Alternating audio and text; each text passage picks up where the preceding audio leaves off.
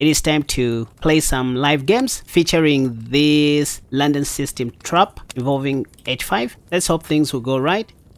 Okay, now I'm playing against a 2299 rated FIDE master. Okay, knight to f3. What did I say after knight to f3? Bishop 5. That's what I said in my last London system video, which I suggest that you guys should wait a second. Pawn to e3 is a blunder. Pawn to e5 is the way to go. Once again, this is a FIDE master and yet he fell for this trap. Now the bishop is dead for free. Remember, my light squad bishop is pinning the knight to white's king. White's dark squad bishop is under attack and I might just take it. Am I going to be up a piece? So I'm sure you guys can now see how effective these traps work even in practical games. I only show you stuffs that are legit, traps that do work in practical games. Okay, so pawn to h3 by white. I guess this allows me to take on f3 with my, light squad bishop, because what else can I do? Bishop takes f3. The next, I win the dark squad bishop. So this is just how effective these traps can be even against higher rated opponents, and that is why you have all the reasons to subscribe to my channel if you haven't already, and also hit the like button because that encourages me a lot. By the way, be sure to leave your comments in the comment section down below because that's how you keep this channel alive. If you don't comment, that's as good as not watching, which is very bad for the YouTube algorithm.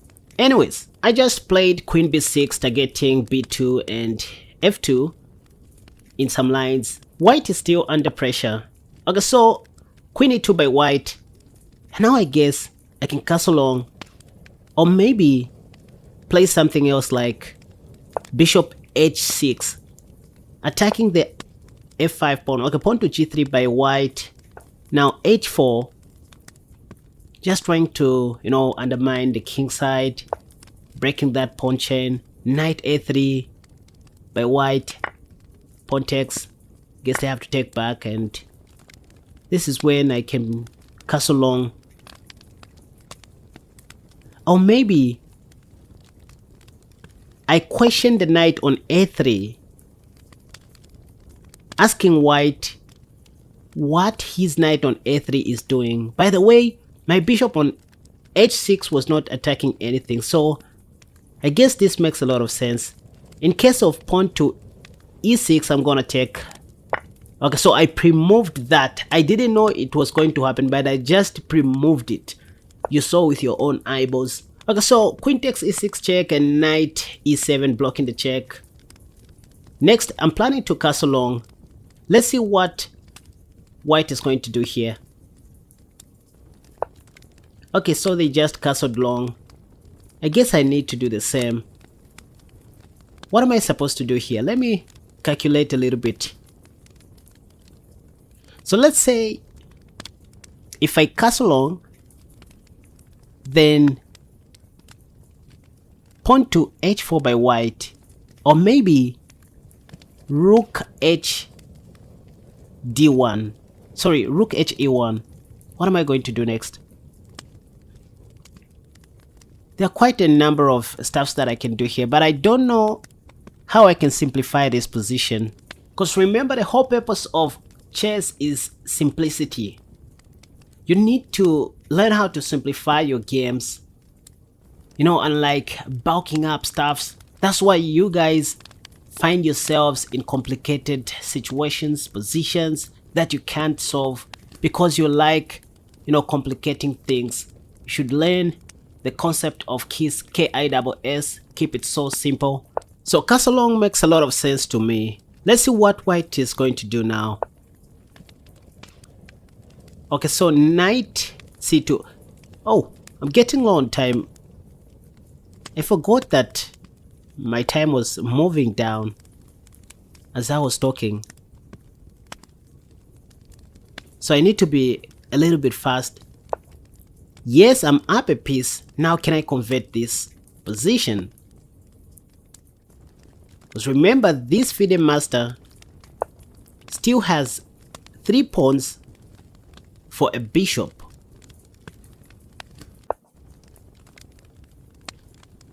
Okay, so this is getting so interesting.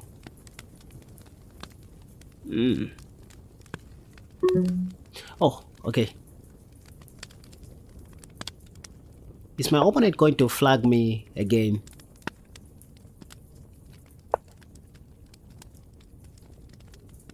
Okay, so let me play knight e4, I think. Discovery on the queen, by the way.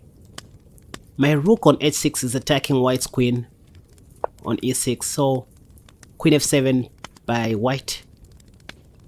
Now my knight is under attack. Knight f2. Rook takes, bishop takes. So knight takes. Now king takes, rook takes, h3. So I need to be very careful. I want to take the pawn on g3, by the way. What is my opponent going to do? Okay, knight b4. Let me give a check. Rook h1 check. And then rook h2 check. I have pawn to a5, pinning the knight. Oh, now that is checkmate. Okay, so queen g1 check. And then next move checkmate. Okay.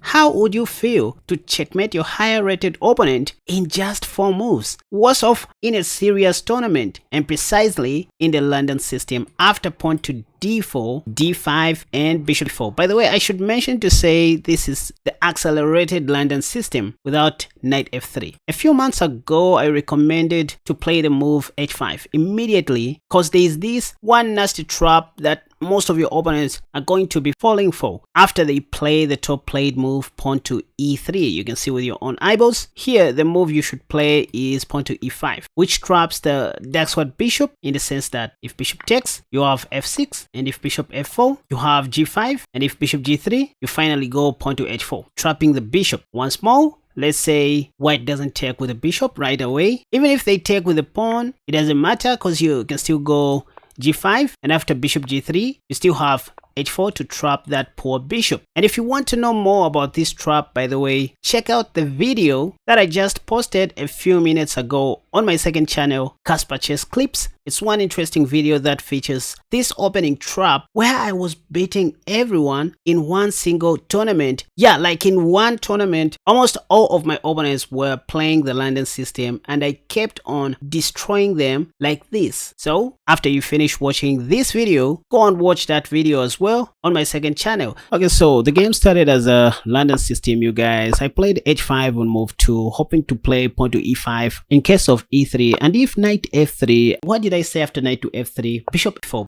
A few months ago, I recommended to play the move pawn to f6, giving white one more chance to blunder with e3, after which I was going to trap his dark squared bishop like this after bishop g3, pawn to h4.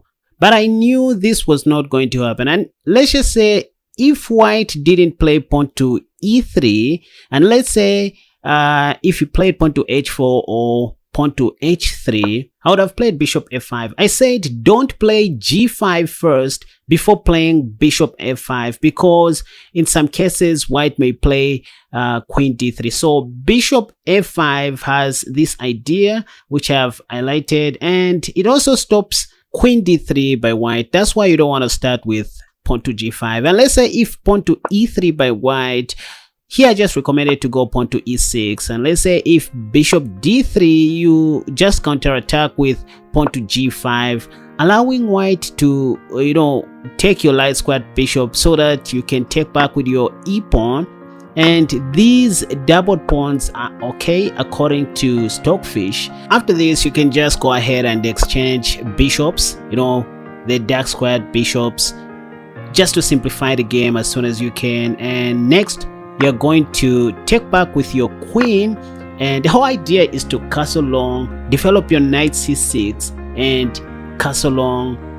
Your king's knight is going to be developed on e7 in most cases, and I'd be more comfortable to play this position as black. Let me just show you another way you can punish the London system, starting with knight to f6. So you go pawn to c5, and in case white places out knight to f3, this is when you take on d4. So you always need to remember this move. Knight to f3 equals c takes d4. That's a very interesting move, you guys, because if white takes back on d4 with his knight, now you have this deadly fork double attacking the bishop and the knight. The idea is to force white to take on e5 with his dark squared bishop, after which you play Kaspar's signature move queen a5 check, and you end up winning the free bishop on e5. So that's the whole idea of this trap, you guys. I covered all these in my tutorial video. You need to watch that video, you guys. I'm not just marketing my old videos on my channel. This is for your own goodness as well. So if at all you enjoyed watching this video, why don't you give it a thumbs up, and also subscribe to my channel if at all you haven't already, because that's how you encourage me to keep on making more wonderful videos just like